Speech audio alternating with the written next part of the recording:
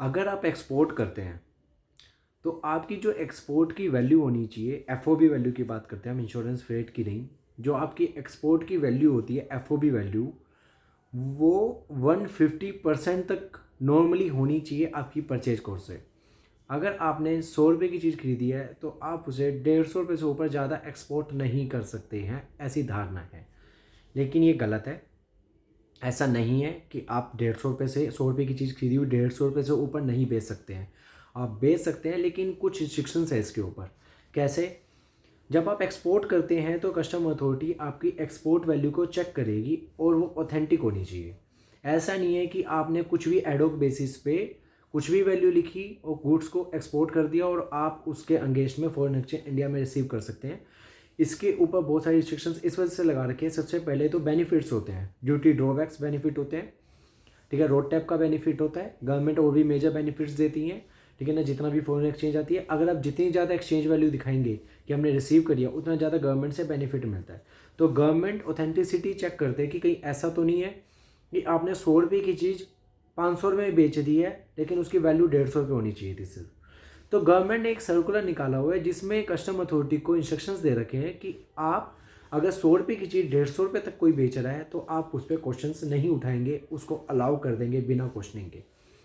तो ये without hurdle का एक प्रोसीजर है कि कस्टम अथॉरिटी को अगर वैल्यू दिखती है कि it is up to the limit of the circular, ठीक है ना, तो वो उसको चेक नहीं करेगी उसकी वैल्यू को, उसके ऊपर क्वेश्चंस रेज नहीं कर सकती, डाउट रेज नहीं कर सकती है। बहुत मेजरली चेकिंग तो कर सकती है, ठीक है, ऑथेंटिसिटी के लिए, लेकिन बहुत ज़्यादा मेजर डाउट या उसको रोक नहीं सकती है, उसको डिनाई नहीं कर सकती है इफ़ अगर डॉक्यूमेंट्स वो सबमिट कर देता है एक्सपोर्टर।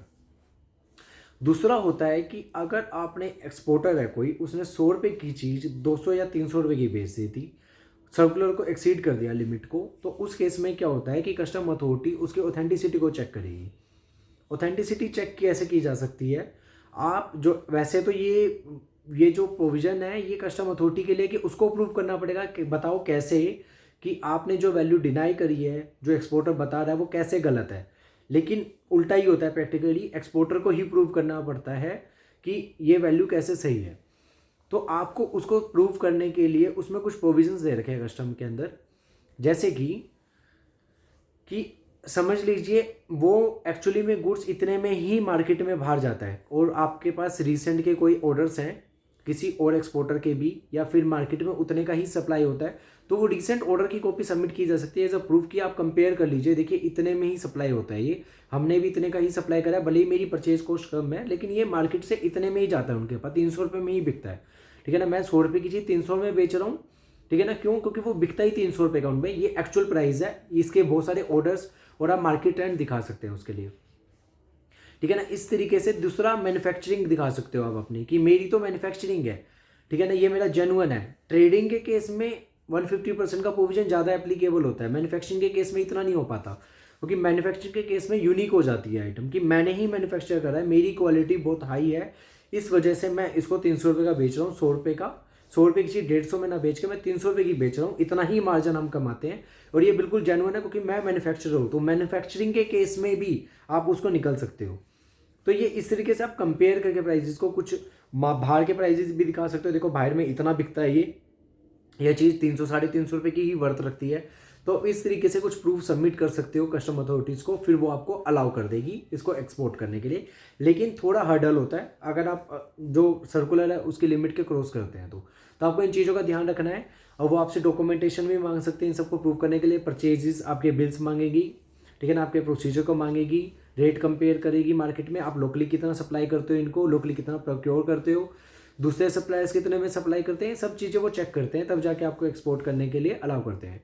ये तो रहे लीगल प्रोविजंस। वैसे अंडर द टेबल बहुत कुछ चलता है कस्टम अथॉरिटी के अंदर, ठीक है ना। जो ऑफिसर्स होते हैं वो जानबूझ के हरास भी करते हैं, ठीक है, ऐसा नहीं है हर कोई करता है, हर ऑफिसर करता होगा, लेकिन ऐसा सुनने में आया है कि ज़्यादातर जो कस्टम अथॉरिटीज़ के ऑफिसर्स होते हैं वो इन चीज़ों को हरास भी करते हैं, अंडर द टेबल पेमेंट लेकर इनको रिलीज़ कर दिया जाता है। हमने प्रैक्टिकली कभी देखा नहीं है, ना ही हमने कभी प्रैक्टिकली सुना है, हम ये सिर्फ सुनी सुनी बातें आपको बता रहे हैं कि ऐसा हमारे जो क्लाइंट्स होते हैं या फिर जो हमें इन्फॉर्मेशन देते हैं कि किस तरीके से मार्केट का ट्रेंड है, वो इस तरीके से हमें बताते हैं कि इस तरीके से अंडर द टेबल जाता है पेमेंट और वो क्लियर हो जाता है। उसके बाद कितनी सच्चाई है कितनी नहीं है हम इसके ऊपर कमेंट नहीं करेंगे, ना ही हम किसी को ब्लेम कर रहे हैं, ना ही हम किसी की इमेज ख़राब करने की कोशिश कर रहे हैं कि ऐसा होता है। लेकिन इंडिया में बहुत कुछ गलत होता है, तो हो सकता है कि ऐसा होता हो। तो आप अपने जब भी आप एक्सपोर्ट करें या कुछ भी करें तो आप देख लीजिएगा कि आपकी जो कॉस्टिंग है आप उसको प्रूव कर सकें कि दिन ये 150% ही है। और दूसरा, नहीं तो आप अपने वो डॉक्यूमेंटेशन को रेडी रखिएगा सप्लाई करने से पहले, कहीं ऐसा ना हो कि माल आपका कस्टम अथॉरिटी तक पहुंच जाए और वहाँ पे वो स्टक हो जाए। स्टक हो जाएगा तो डैमेज लगने लग जाएगी, आपका ऑर्डर भी खराब हो सकता है। तो उससे पहले इस लीगल प्रोविजन को आप ध्यान में रख लीजिएगा कि आपकी वैल्यू 150% के अंदर अंदर ही है।